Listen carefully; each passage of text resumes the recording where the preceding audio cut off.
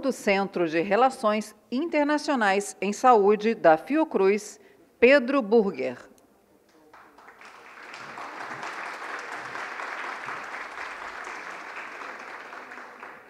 Bem-vindo. Ele é mestre em Economia Política Internacional pela Universidade Federal do Rio de Janeiro e especialista em Saúde Pública pela Escola Nacional de Saúde Pública da Fiocruz, onde foi presidente e coordenador de Relações Institucionais. Como palestrantes deste painel, convidamos o chefe da Assessoria Especial de Assuntos Internacionais do Ministério da Saúde, Alexandre Gislene. Sim, verdade. Ele vai fazer a apresentação Government Agenda de forma online. Ele é diplomata de carreira e é bacharel em Ciências Jurídicas e Sociais pela Universidade Federal do Rio Grande do Sul. Serviu na missão permanente do Brasil junto à ONU em Genebra e nas embaixadas do Brasil em Washington e Havana. Foi diretor do Departamento de Direitos Humanos e Temas Sociais do Ministério das Relações Exteriores. A pesquisadora do Instituto de Pesquisa Econômica Aplicada, Graziela Ferreiro Zuccolotto.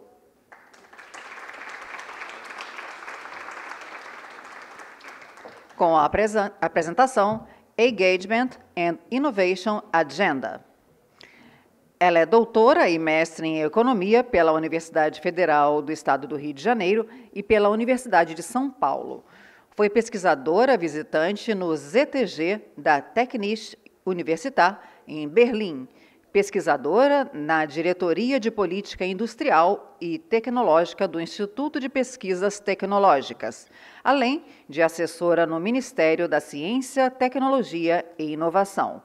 No IPEA, desenvolve pesquisas sobre indicadores e políticas de inovação tecnológica, especialmente propriedade industrial, e na área da saúde também atua sobre tecnologias sociais e com impacto social. A pesquisadora titular e chefe do Laboratório de Imunofarmacologia do Instituto Oswaldo Cruz, Patrícia Bosa.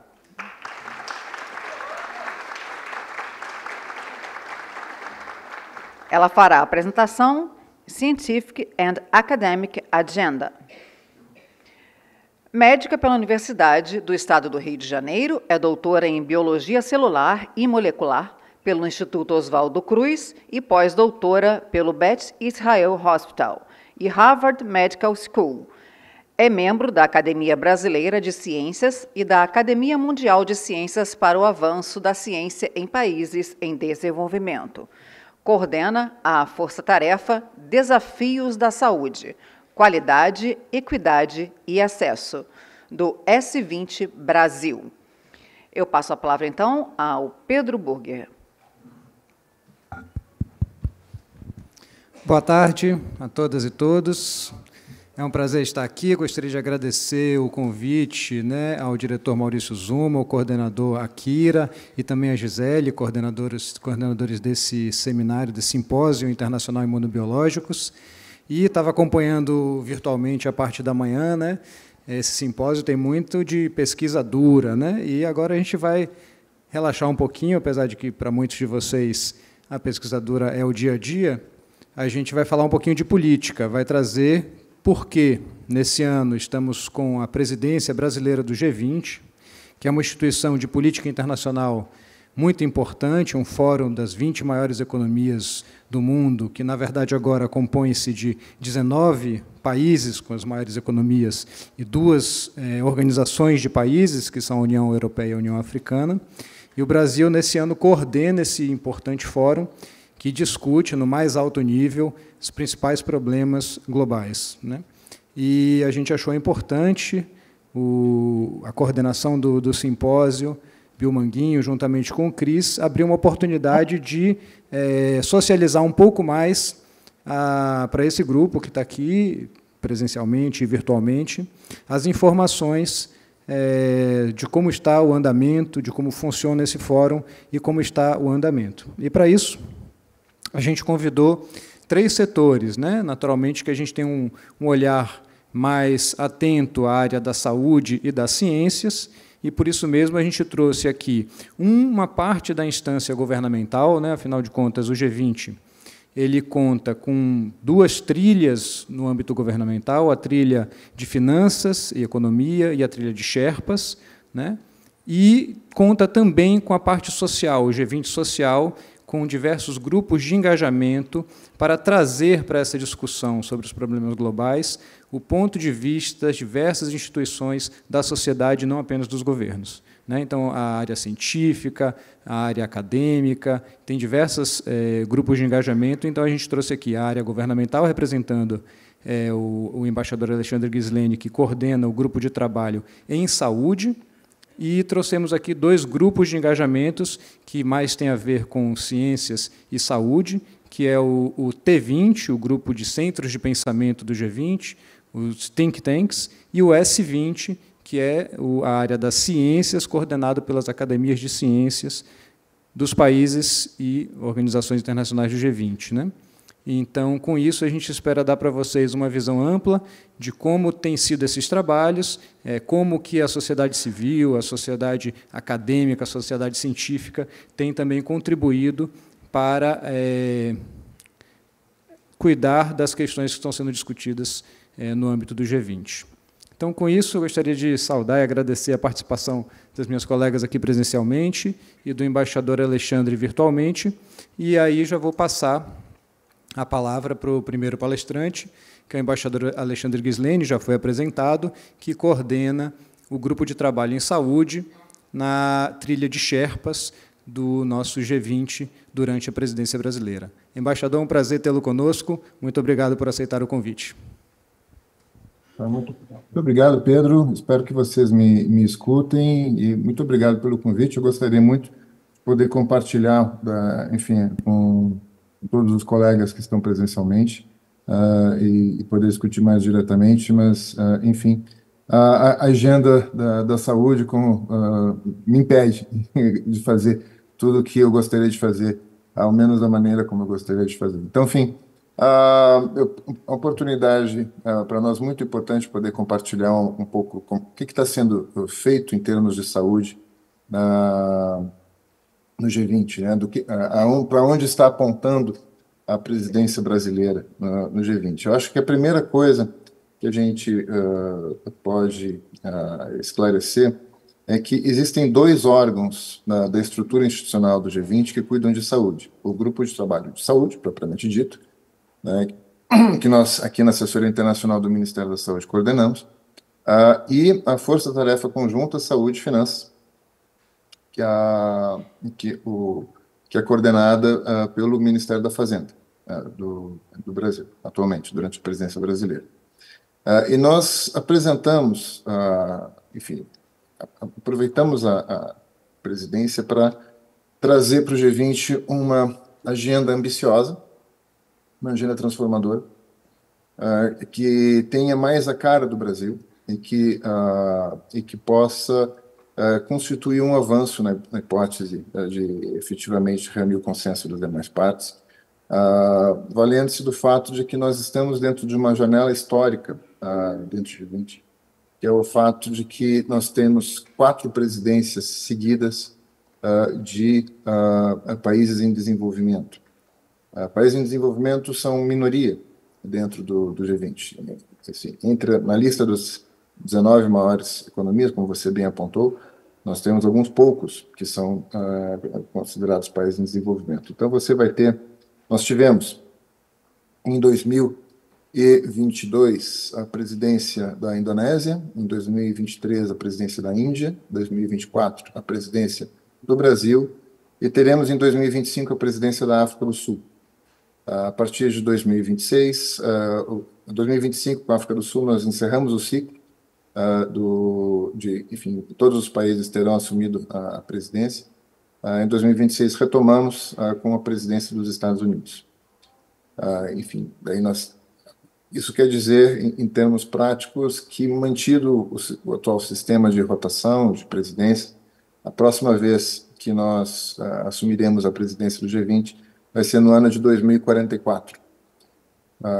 quando eu, pessoalmente, espero estar fazendo alguma outra coisa da vida. Isso mostra que nós temos uma oportunidade única numa geração de poder influenciar o debate de saúde e de poder, enfim, dar uma contribuição do Brasil para esse debate. Então, enfim, nesses dois órgãos do G20 que cuidam de saúde, nós temos uma agenda bastante ampla. No caso do grupo da Força Tarefa Conjunta Saúde e Finanças, temos uma agenda bastante diversificada. Estamos, por exemplo, propondo um debate sobre como os determinantes sociais da saúde deveriam ser considerados um indicador para a tomada de decisão por parte dos agentes financeiros, sobretudo por parte dos ministros das finanças de todo o mundo. E, sobretudo, nós temos uma proposta que, a mim parece sim, muito oportuna, que é a proposta de dívida por saúde. O que isso significa? Nós estamos propondo que os países membros do G20, que sejam credores internacionais, se engajem em negociações bilaterais, ou ao menos se disponham a engajar em negociações bilaterais com países devedores, a fim de estabelecer acordos pelos quais uma parte do pagamento da dívida externa desses países devedores seria trocada por investimento no Sistema Nacional de Saúde desses próprios países devedores. Qual é o sentido disso? A gente vê uma oportunidade muito relevante no momento em que a gente tem uma crise, não chega a ser uma situação de crise internacional, nós estamos nos aproximando, há uma situação de tensão em diversos países, mais de 20 países já estão em dificuldade de pagamento da sua dívida externa, muito em função da crise causada pela pandemia. E, ao mesmo tempo, existe uma expectativa da comunidade internacional, até uma cobrança, de que haja mais investimentos nos setores de saúde nacionais, para que o mundo esteja mais preparado para uma eventual nova pandemia, que, dizem todos os peritos, haverá de vir em algum momento. Ninguém sabe quando, mas virá. Então, como é que você compatibiliza esses dois lados da equação? De um lado, você tem uma restrição financeira, de outro lado, você tem uma necessidade de gastar mais. A proposta que a gente faz, então, é de, sempre de maneira consensual e negociada, os países direcionarem uma parte do pagamento dessa dívida para investimentos nacionais, garantindo, em troca, uma maior segurança coletiva global em termos de preparação para uma próxima pandemia. É um dado muito interessante que, hoje em dia, o que se paga em serviço da dívida, ano passado, se eu não me engano, foram quase 450 bilhões de dólares pagos em serviço da dívida externa dos países. Isso é mais do que o investimento global em assuntos sociais, incluindo os de saúde, mundo afora, nos países em desenvolvimento. Então, enfim, essa é uma das nossas propostas, está em debate. Esperamos avançar no entendimento do que ela significa e da sua viabilidade. E nós temos confiança de que haverá, enfim, que os países se darão conta do potencial benéfico da adoção de uma estratégia negociadora desses termos. Veremos, a negociação está em aberto, é nosso interesse ver como é que ela vai ser encaminhada. Isso do lado da Força Tarefa Conjunta. Vamos falar agora um pouquinho do nosso grupo de trabalho de saúde, do G20, que é o órgão por excelência para o tratamento dos temas de saúde dentro do G20. A gente trouxe uma agenda muito diversificada, e enfim, bastante, de novo também bastante ambiciosa, e que abrange temas como a Covid longa, a força de trabalho em saúde, falamos de resistência antimicrobiana, temos tratado extensamente sobre saúde digital, já falamos de telesaúde, falaremos de inteligência artificial, falaremos da implementação da Iniciativa Global de Saúde Digital da OMS. Enfim, a agenda é bastante ampla, mas nós temos dois principais produtos que nós gostaríamos de entregar, duas principais propostas. Uma delas, enfim, que é a questão de mudança do clima e saúde. Nós queremos aproveitar a presidência brasileira do G20 para aumentar o grau de atenção para esse aspecto específico. Mudança do clima, obviamente, é um assunto bem mais amplo, mas o nosso entendimento é de que um dos primeiros setores de políticas públicas em que a mudança do clima se faz sentir é na área da saúde, seja diretamente por causa do efeito dos desastres naturais. Enfim, nós estamos todos, infelizmente, acompanhando o que está acontecendo no Rio Grande do Sul, e a triste perspectiva de haver um surto de casos diferentes de doenças, começando por leptospirose, com a água contaminada. Mas, mais do que isso, a gente tem visto aí, também um impacto indireto na saúde por meio da mudança da área de prevalência de doenças. Isso significa, aí também outro caso muito conhecido do público brasileiro, né? Estamos todos familiarizados já com a situação da dengue. Dengue chegou a lugares no Brasil em que nunca havia estado, né, no Nordeste, no Rio Grande do Sul, chegou a países do mundo em que nunca havia estado, e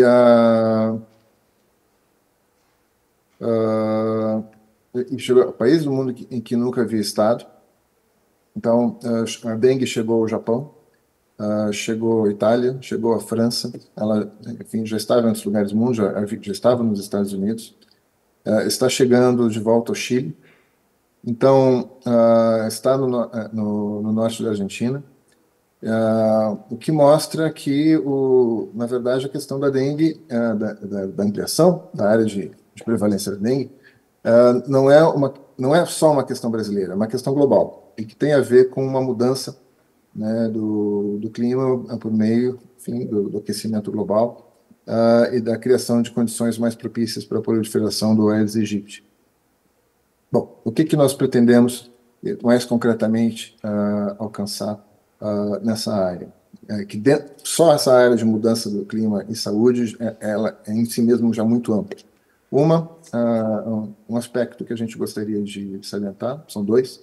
Um deles é a questão da equidade, mudança do clima e saúde, porque nem todos os países vão ser afetados da mesma forma, e dentro desses países, nem todas as regiões e nem todas as pessoas vão ser afetadas da mesma forma. Então, você tratar esse tema de uma maneira puramente horizontal, sem levar em conta a necessidade de um olhar equitativo sobre o impacto da mudança do clima, seria uma maneira de frustrar enfim, a comunidade internacional e a humanidade em relação aos nossos esforços de prevenção e de combate a essas doenças. Então, enfim, esse é um aspecto. O outro aspecto que a gente gostaria de salientar é o de enfoque de uma só saúde, uma única saúde, que é o One Health.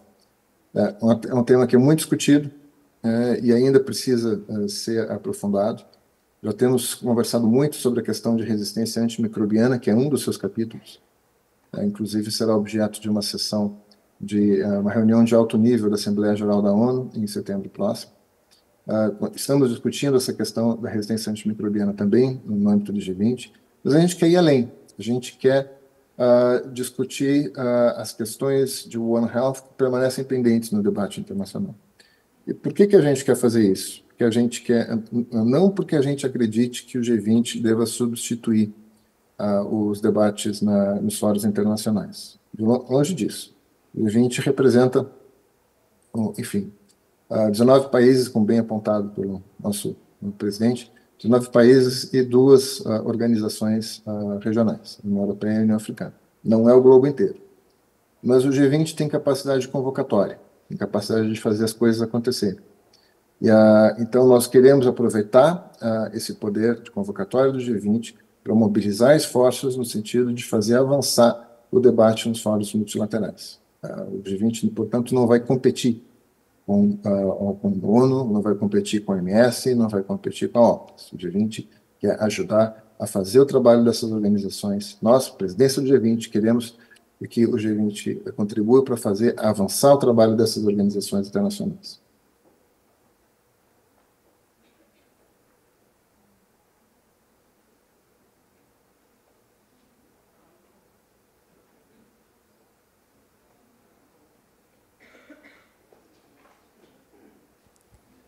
Embaixador, nos escuta?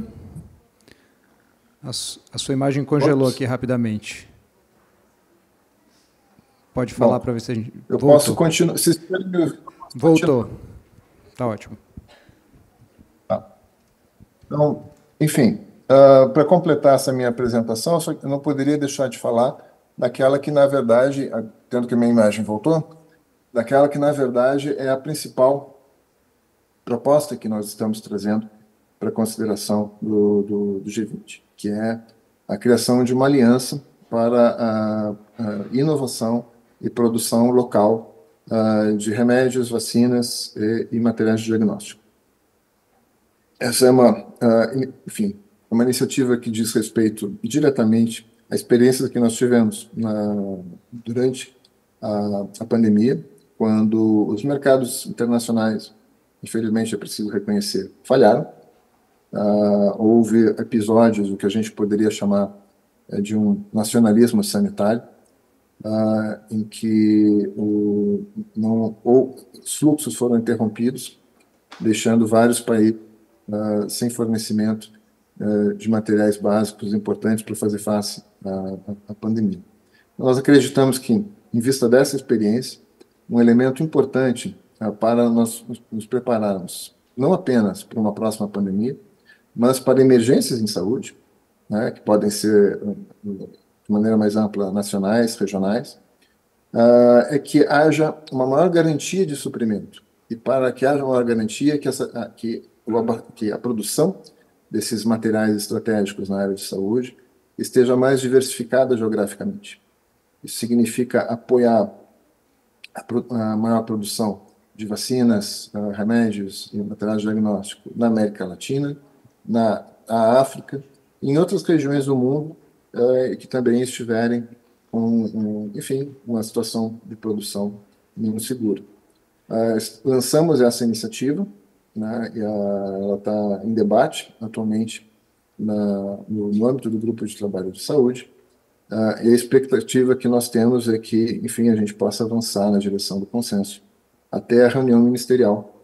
Deve concluir a nossa presidência na área de saúde.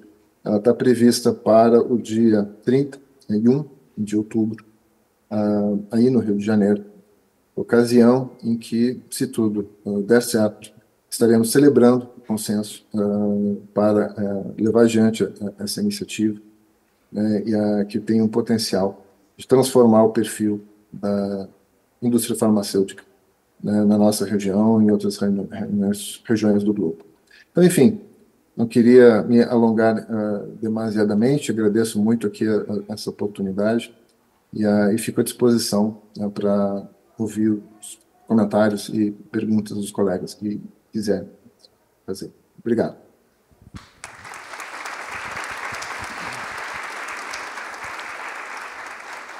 Muito obrigado, embaixador Alexandre Ghisleni. Espero que tenha ouvido daí os aplausos aqui da plateia à sua fala.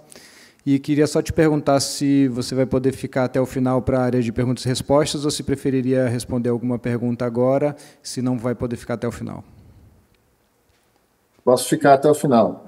Excelente. Muito bem. Então, vamos passar para as falas seguintes e, no final, a gente abre para algumas perguntas e respostas, de modo geral. Agradeço mais uma vez a sua disponibilidade. Então, a gente passa agora dessa importante área governamental, né, a área da saúde, dentro da trilha dos Sherpas, né, da área governamental do G20, e vamos convidar a nossa pesquisadora Graziella, aqui do IPEA, para falar um pouquinho do trabalho do IPEA, que está à frente do T20, né, junto com outras organizações. A Fiocruz tem também o prazer de contribuir no Conselho nos temas da saúde ali. Graziella, por favor. Boa tarde, todos me ouvem? Boa tarde a todos. Quero também agradecer imensamente em nome do IPEA o convite para estar aqui.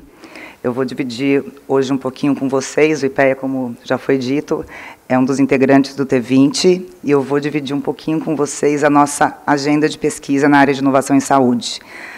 A gente está com uma agenda bastante grande, uma avaliação muito ampla, que já tem mais de um ano, sobre a avaliação das PDPs. Eu espero gerar curiosidade em vocês, vou trazer um pouquinho dos resultados dela, mas espero gerar curiosidade, porque a gente pretende lançar um livro em setembro, no aniversário de 60 anos do IPEA, com os primeiros resultados, então vou trazer um gostinho para vocês, mas espero gerar mais curiosidade do que tudo, e também associar essa agenda com as metas do G20, que elas estão completamente integradas. Essa agenda, só para falar, essa avaliação a gente está fazendo há mais de um ano, como eu disse, foi uma demanda do Ministério da Saúde, então a gente está fazendo uma parceria, uma demanda do próprio Ministério. É um pouquinho mais técnica, tá? Espero que os gráficos não a tornem muito maçante. Opa. Vou falar um pouquinho das PDPs, né? Eu sei que tem um público que é de fora, que talvez todo mundo não esteja tão familiarizado com a política. Rapidamente, a gente sabe que as PDPs elas têm objetivos muito complementares, né? Vou falar de dois, que acho que são os mais importantes. A gente está falando de PDP, de parcerias para o desenvolvimento produtivo, a gente está falando de expansão do acesso a produtos estratégicos, de expansão do acesso a medicamentos, que a população não teria acesso se não fosse, certamente, pelo SUS. A gente vai ver que são medicamentos muito caros, a gente está falando de doenças como HIV, a gente está falando de hepatite C, a gente está falando de câncer. Então, a expansão desse acesso é muito importante dentro das PDPs, e a redução da vulnerabilidade produtiva e tecnológica do SUS, através dos laboratórios públicos. Como que ela tenta fazer isso? Promovendo o desenvolvimento tecnológico, troca de conhecimento e racionalizando o poder de compra do Estado. Para a maioria, acho que todo mundo já conhece, mas eu achei importante colocar isso. Isso aí é um esqueminha muito simplificado de como as PDPs funcionam. A gente está falando de uma parceria entre empresas privadas, que podem ser multinacionais ou nacionais, e laboratórios públicos, nos quais essas empresas transferem tecnologia para o laboratório público, e, em troca, elas têm uma garantia de compra dos medicamentos enquanto a transferência está em vigor, o que pode durar até 10 anos.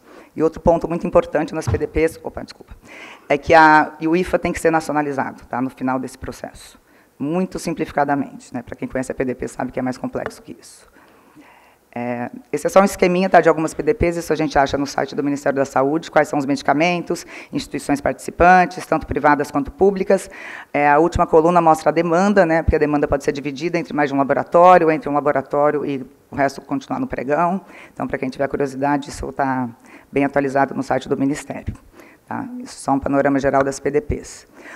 O nosso trabalho, o nosso projeto de pesquisa, nos foi demandado 2 objetivos que a gente teve que inverter a ordem deles. Tá? A nossa ideia era começar fazendo uma avaliação dos resultados da PDP, objetivos, desenho da política. Muitos conhecem assim, algumas críticas, necessidade de aprimoramento ao longo desses anos todos. A gente tem várias bases de dados que a gente pode utilizar para fazer essa pesquisa. A gente ia começar por aí, mas a gente teve que inverter e começar avaliando a questão de precificação, dada uma, vou chamar de demanda do TCU em relação ao Ministério da Saúde, questionando a questão dos preços das PDPs, enfim, em resumo, se as compras de medicamentos através das PDPs eram mais caras do que de outras maneiras, e por que se isso se devia à transferência de tecnologia. Dada a importância dessa questão, a gente começou respondendo essa pergunta, e já fizemos alguns trabalhos em cima disso, e agora também estamos fazendo essa avaliação mais geral da política. Para responder isso, a gente tem vários estudos, várias pessoas trabalhando com a gente, um projeto bem amplo. A gente teve que estudar não só precificação, mas regulação, compras públicas, concorrência. É um trabalho bastante amplo. Tá? Então, só para dizer que a gente não ficou só na questão do preço. Bom, falo isso para falar de PDP e do nosso projeto. Como é que isso tem relação com todas essas metas do G20, tem relação completa, porque a gente olha as metas do G20, algumas já foram citadas, né, na área da saúde, fala claramente em fortalecimento do Sistema Nacional de Inovação e redução das desigualdades entre populações e entre regiões. Quando a gente fala em PDP, isso está ali, redução de desigualdade, porque você vai aumentar o acesso a medicamentos, a tentativa de baratear medicamentos está ali, e o fortalecimento do Sistema Nacional de Inovação, porque você está falando em aumentar a capacidade tecnológica. Então, acho que essa pesquisa e as metas do G20 na área da saúde se complementam fortemente. O fortalecimento da produção regional e local também está claro entre essas metas do Working Group, e direcionar a P&D para o bem comum. A P&D na saúde, em diversas áreas, pode ser voltada só para o enriquecimento, para um lucro. Você pode direcionar isso também para lucro, mas para que gere mais acesso, mais equidade. Então, eu acho que essas duas, a pesquisa e essas metas são complementares. Também quero falar um pouquinho da relação da pesquisa com os desafios e oportunidades que a gente tem no Brasil. Alguns dados que eu vou mostrar agora já são resultado da pesquisa, e alguns, eu queria mencionar que a PDP ela é causa e consequência de alguns deles. A gente está tentando ver até que ponto a PDP tem relação, causou algum deles, até que ponto ela pode ser consequência. A gente vai tentar responder algumas dessas perguntas. Eu trouxe alguns dados que eu acho bastante interessantes para o cenário brasileiro. Tá? Primeiro, esse levantamento que a gente fez de compras governamentais dos medicamentos. Tá? O Ministério já está com todos esses dados. Espera aí, eu quero... Eu não vou, eu vou falar aqui, porque eu não sou muito boa nisso aqui, não. Tá? A linha mostra tudo o valor real, tá? Não tem nada inflacionado aqui. O valor real dos gastos do governo federal com medicamentos entre 2000 e 2021. Na linha, a gente vê um crescimento bastante expressivo, ou seja, o governo está gastando cada vez mais com medicamentos. Então, todos os mecanismos para baratear isso, eles se tornam cada vez mais importantes. Segundo gráfico, eu gostaria que vocês prestassem atenção nas colunas, que também representam os valores dos 20 medicamentos mais comprados pelo SUS. Ai, desculpa. Eu de cima. Vamos lá. Mas não precisa, né, gente? Acho que falando dá também. Obrigada. Bom, os 20 medicamentos mais comprados pelo SUS, isso nas barras, isso está em valor. Vamos escolher 2021, que eu estou achando que 2021 tem um efeito Covid sério aí. Mas a gente vê que os 20 medicamentos mais comprados, eles representam pelo menos 50% das compras do governo. Quantos desses são PDPs? Tem vários que são já. PDPs, a gente tem que levar isso em consideração quando a gente pensa numa PDP. Isso só basta ou não, porque a gente tem que ter capacidade de fazer, os laboratórios têm que ter capacidade de fazer. Então, qual que é a relação do valor dos medicamentos e de uma entrada numa PDP? Então, essas são coisas que a gente está avaliando. Outro gráfico que é bastante conhecido, né, que a gente chama de boca de jacaré, que é a balança comercial brasileira, que a curva crescente são as importações, aquela que a gente mal vê são as exportações, e a decrescente representa o nosso saldo comercial. A gente vê que isso tanto para produtos farmacêuticos quanto para farmoquímicos. A gente fala muito de farmoquímico, mas o déficit do farmoquímico ele está em torno de 1 bi, se a gente olhar aí. Acho que vocês conseguem ver melhor que eu. O farmacêutico está em 10 bi. E eu já vi um gráfico que eu acho que o Gadelha mesmo apresentou, que o setor de saúde como um todo chega a 25 bilhões. Então, isso, acho que a partir de 2005, se a gente olhar no gráfico, esse segmento piora. PDP conseguiu segurar um pouquinho isso, conseguiu reverter um pouquinho isso, tem capacidade de fazer isso ou não tem? Vamos tentar olhar isso aqui também. Tá? E também, de novo, acho que todos esses dados falam também com as metas do G20. Terceiro ponto, que eu acho bastante importante, crescimento dos biológicos. Biológicos são mais caros, mais complexos, eles estão crescendo, obviamente, não só no Brasil, mas no mundo inteiro, e a gente tem uma dificuldade adicional aí, de tempo, de dificuldade, de custo, e a gente vai ter que levar isso em consideração também, não só nas PDPs, mas no sistema de saúde como um todo. Cresceu, está em 25%, né? Não estou enxergando daqui. Mas, por fim, esse acho que é o último dado, para não ficar tão maçante para vocês, que eu queria apresentar, esse é um dado positivo, que é sobre a indústria farmacêutica no Brasil. Aqui não tem valor de receita, mas tem a capacidade inovativa delas. O que elas fizeram no Brasil? Esse dado não é nosso, é de uma colega, da Júlia Paranhos, a gente cita no nosso trabalho, e tem as empresas nacionais e as empresas estrangeiras. Se a gente olhar, comparar 2017 com 2008, os investimentos em P&D das empresas nacionais cresceram mais de 100%, acho que é 170%, se eu estou vendo direitinho daqui, olhem na linha vermelha. E das multinacionais também, cresceram 47% em 10 anos. Isso a gente vai olhar na pesquisa, a gente está olhando, tem efeito PDP aqui? As empresas que estão na PDP estão investindo mais em P&D do que as outras ou não? Como é que a gente, né, tem efeito isso também para o setor privado? Isso a gente está conseguindo olhar separando nacional e multinacional, porque faz diferença. Bom, eu quis dar essa pitadinha, trazer a nossa agenda de pesquisa para vocês. Espero que vocês tenham ficado curiosos. Vou trazer só mais um resultado final. Esse é um dos nossos principais resultados, isso a gente passou já para o Ministério. Não vou ter tempo para explicar ele em detalhes, mas ele mostra o desvio de preço, ele compara, tá, é um desvio de preço de medicamentos olhando 3 tipos de compradores. É o Ministério, tá, o DELOG, o Ministério comprando via PDP, fora da PDP e outros compradores. Olhem só esse aqui vermelhinho aqui, ó, peraí. Esse aqui, tá? Esse aqui é o Ministério comprando via PDP. E o que ele indica é só o seguinte, você tem uma linha aqui, e ele indica só que os preços estão abaixo dessa linha, ou seja, os preços desses medicamentos que a gente analisou, comprados pelo DELOG via PDP, eles estão abaixo da média. É só isso que a gente pode falar até o momento da pesquisa. Tá? Desses medicamentos analisados, quando eles foram comprados via PDP, eles foram comprados abaixo da média, ou seja, até esse momento falar que o preço PDP foi pago acima da média, não se comprovou. Tá? A gente tem vários outros resultados, mas a gente vai guardá-los para setembro. É só isso. Muito obrigada.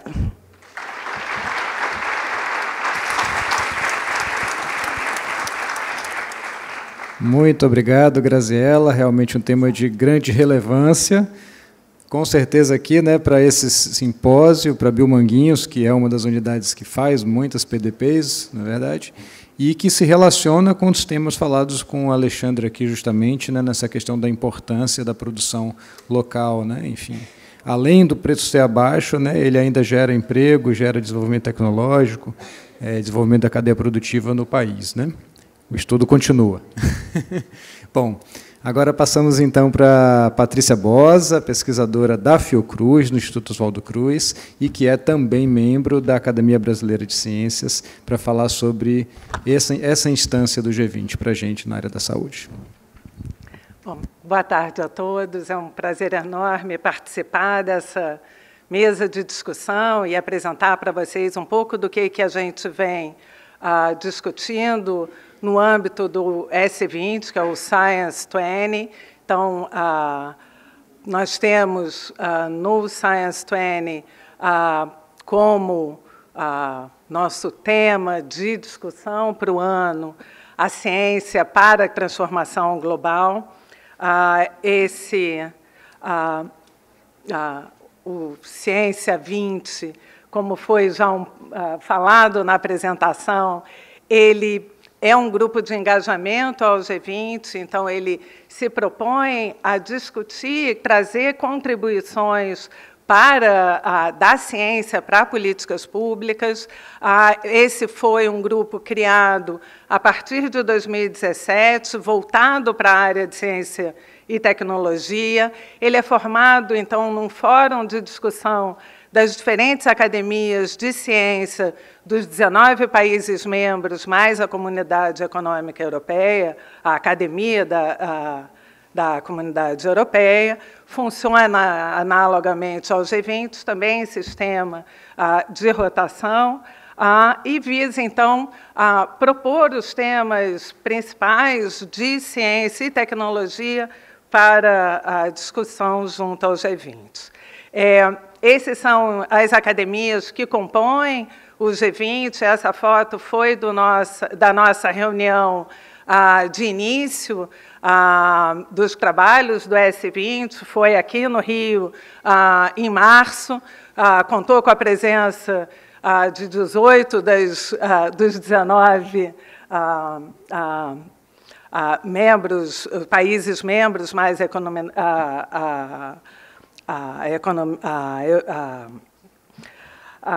União Europeia,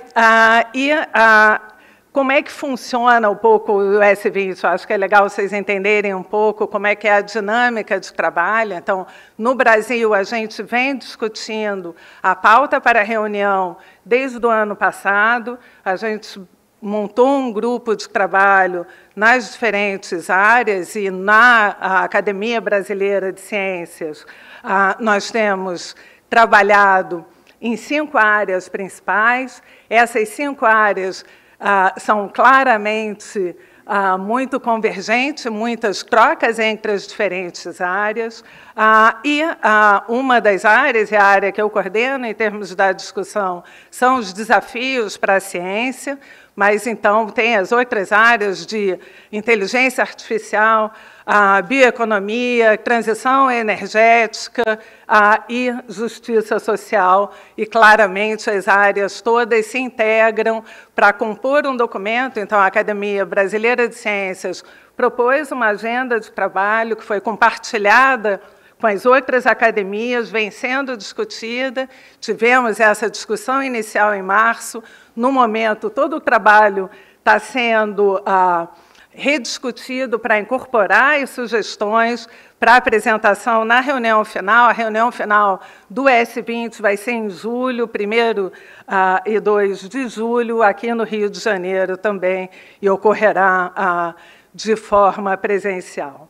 Então, na área de desafios da saúde, um pouco do que foi colocado pelo embaixador Alexandre, são, de fato, temas muito amplos.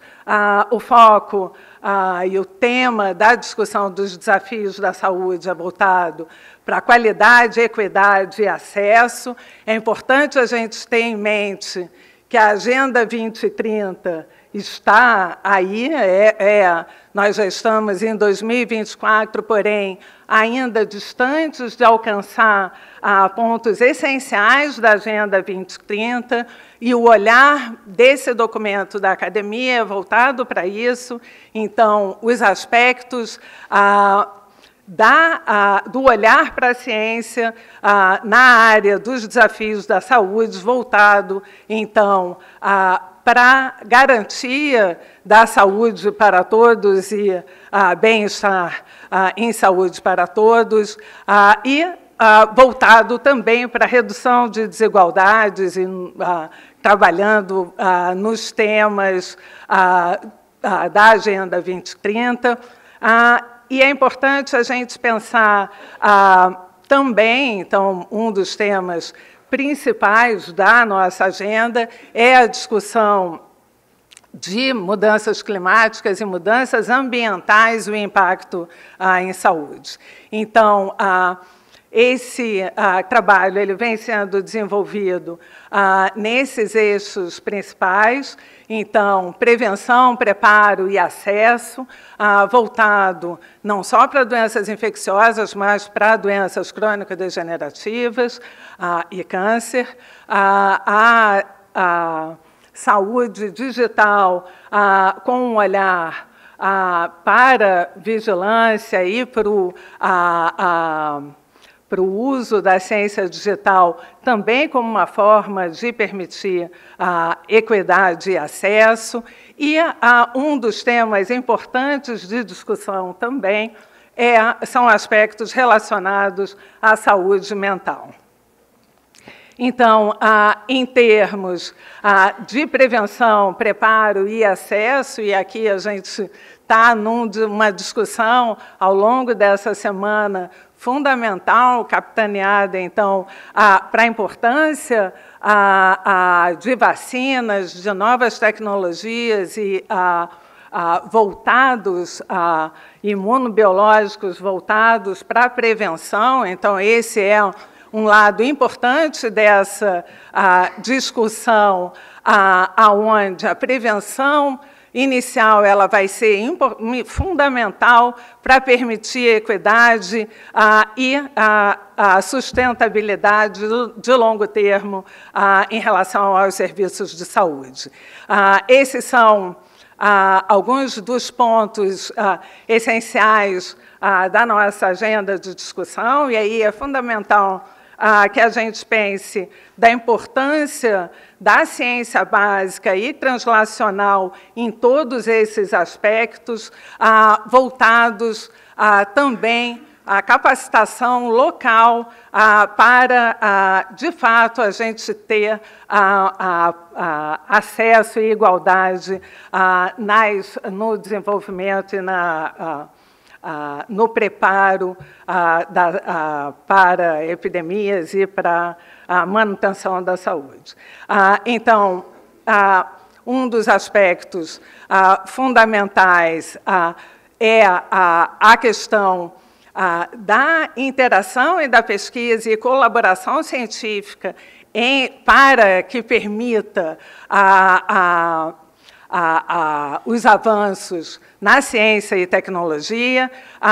Um dos aspectos que vem sendo discutidos, então, é permitir o acesso de drogas e de fármacos essenciais e de tecnologias e plataformas que permitam o desenvolvimento rápido de vacinas monoclonais e outras ferramentas para doenças emergentes e doenças infecciosas. Isso deve ser uma prioridade da agenda de pesquisa. O uso racional e desenvolvimento de novos antibióticos e outras alternativas, que aí, de novo, incluem vacinas, anticorpos monoclonais e outras terapias emergentes voltadas para a resistência antimicrobiana, políticas e intervenções voltadas, então, para doenças crônico-degenerativas, e é muito importante a gente pensar nesses sistemas onde estratégias de comunicação, a gente viveu tempos onde a informação e o mau uso da informação e fake news foram muito presentes, e a gente teve isso muito claro na pandemia. Então, é fundamental que a gente envolva nessa discussão e ganhe aspectos relacionados à informação em saúde, envolvimento da comunidade nas decisões, no pensamento da agenda de pesquisa, e para que se tenha, então, de fato, mecanismos que permitam a colaboração e a formação da população como protagonista da agenda de pesquisa. Em termos da mudança climática e outras alterações relacionadas ao ambiente, além de segurança alimentar e segurança da água, são aspectos fundamentais. Nesse quesito, a gente vem trabalhando numa visão voltado para a saúde única, e aqui pensando saúde única, de fato, numa visão ampla, onde a formação de capacidade local de pesquisa é essencial nesse mecanismo voltado para a saúde única, e onde tem, então, uma interação entre saúde, ambiente, saúde humana, saúde animal, nesses aspectos íntimo. Então, olhar para o ambiente, é impossível não pensar hoje, a gente vivendo o desafio das enchentes no Rio Grande do Sul. Há pouco vimos as secas na Amazônia, então, alterações climáticas dramáticas e que, de novo, como foi colocado na apresentação ministro Alexandre, a visão de que, de fato, as populações mais vulneráveis serão mais impactadas também pelas alterações climáticas, além da gente pensar também, e é um tópico que vem sendo bastante debatido entre as academias, as questões também relacionadas à qualidade da água, à contaminação de água, de solo e também da atmosfera.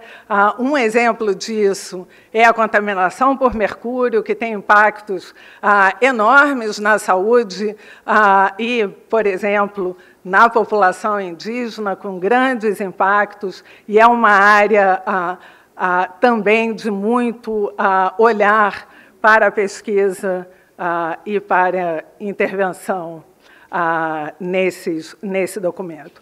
O ponto outro que a gente vem discutindo de maneira importante é a questão da saúde mental. Essa é uma área ainda negligenciada dentro das políticas públicas para esse olhar. É uma questão muito importante para a gente se debruçar, tanto na saúde mental em relação à população adulta, mas também em crianças e adolescentes. E algumas das estratégias para endereçar a questão dos desafios em saúde mental vêm sendo discutidos e propostos nessa agenda de discussão das academias, de novo, muito voltada para questões de prevenção, de possibilitar acesso e de diminuição das desigualdades para essa área. E é importante a gente olhar também com a importância do investimento em tecnologia para essa área também, tanto em relação e relacionado ao último tópico de saúde digital, também que possibilite o acesso a populações, por exemplo, através de telemedicina e de outras formas de possibilitar o acesso e a prevenção relacionada à saúde mental. Por último, o tópico que a gente vem discutindo bastante em relação à ciência digital e seu impacto na saúde e na vigilância. Então, olhando o uso de Big Data, então de megadados, como ferramentas importantes para a diminuição das inequidades, além de possibilitar acesso em populações, em áreas de acesso remoto ou de áreas de difícil acesso. Então, são diferentes as iniciativas voltadas para e propostas voltadas para a saúde digital, muito num olhar de possibilitar acesso universal ao sistema de saúde e diminuição das desigualdades. Por fim, pontos que são fundamentais nessa agenda de pesquisa, como eu falei, a questão de fortalecer áreas tanto de pesquisa básica e pesquisa translacional, numa agenda de pesquisa que possibilite uma forte colaboração internacional, muito voltada para a formação da capacidade de pesquisa local, e esse é um ponto essencial para a discussão da redução das desigualdades, envolvendo os diferentes atores do ecossistema de ciência nos mecanismos de decisão e de elaboração da agenda de pesquisa, o olhar, então, de aumento da capacidade global de vigilância, pautada através da ciência aberta, do compartilhamento de dados e informações, isso para possibilitar respostas rápidas para novas emergências em saúde, e a transferência de tecnologia e um ambiente, de fato, colaborativo e com capacitação local para as tecnologias prioritárias em saúde. Outras áreas muito voltadas, então, para a saúde digital e capacitação de ambientes de pesquisa para desenvolvimento nessa área. Aqui tem a página do S20 Brasil. Esses documentos estão sendo colocados na página.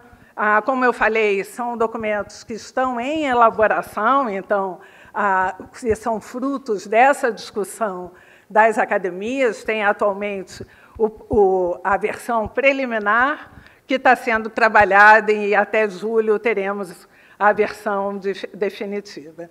Obrigada.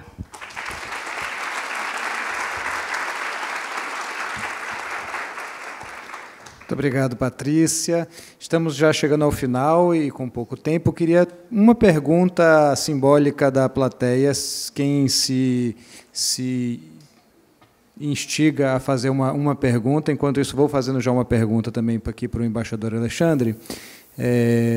Ótimo, está aí com a gente. Embaixador, acho que talvez uma pergunta interessante seria, a questão das PDPs, por exemplo, né, as parcerias para desenvolvimentos produtivos, elas poderiam ser, digamos assim, incluídas um pouco na proposta da Aliança para Inovação e Produção Local e Regional? Você acha que tem a ver?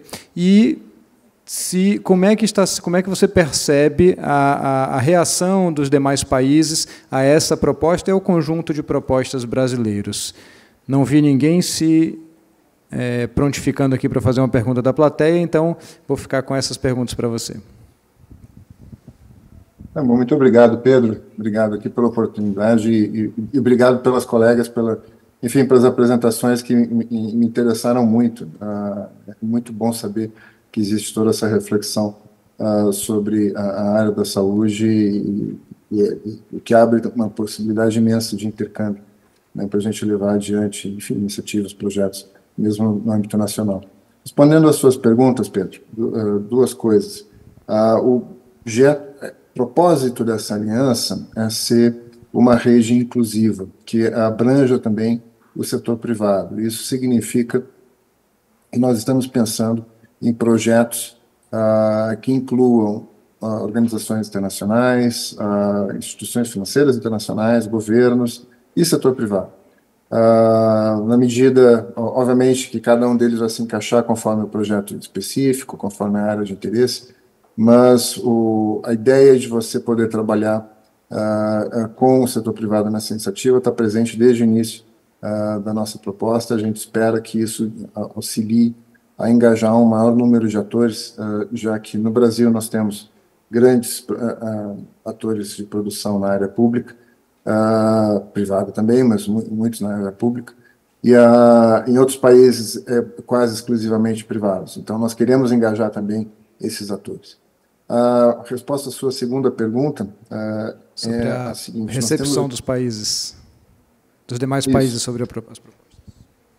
A resposta à sua segunda pergunta é a seguinte: nós temos tido um debate muito rico nas reuniões a respeito de como deve ser organizada essa aliança.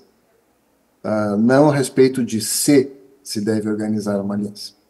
O que é, para nós, um indicativo muito positivo. Não há um questionamento a respeito da conveniência de ter ou não uma aliança desse tipo, de como fazer ela, como torná-la produtiva, como torná-la eficiente, né? Então, a dinâmica desse debate dá esperança. Isso me faz com que a gente esteja confiante na possibilidade de poder chegar a um consenso no final do ano. Como já dizia o presidente Reagan, não acredito, o jogo só acaba quando termina. mas o que quer dizer que nós somente poderemos anunciar um resultado quando ele estiver sacramentado na declaração de ministros, aprovada em plenário na reunião ministerial. Mas antes disso estaremos em negociação. Mas essas circunstâncias em que nós estamos trabalhando nos fazem acreditar que há uma chance muito significativa de alcançarmos um resultado positivo. Muito obrigado, Alexandre. Acho que já estamos chegando aqui ao final. Muito interessante observar a convergência, né, dos temas, o S20 trabalhando temas que estão sendo trabalhados no Grupo de Trabalho em Saúde, assim como o T20 também.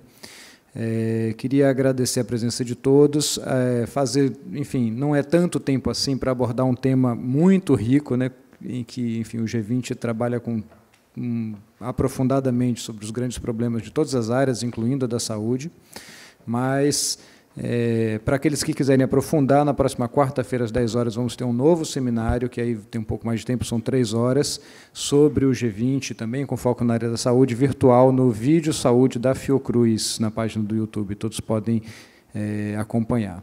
Agradecer mais uma vez, Graziela, Patrícia, Alexandre. Espero que todos tenham gostado. Agradecer a oportunidade. Muito obrigado.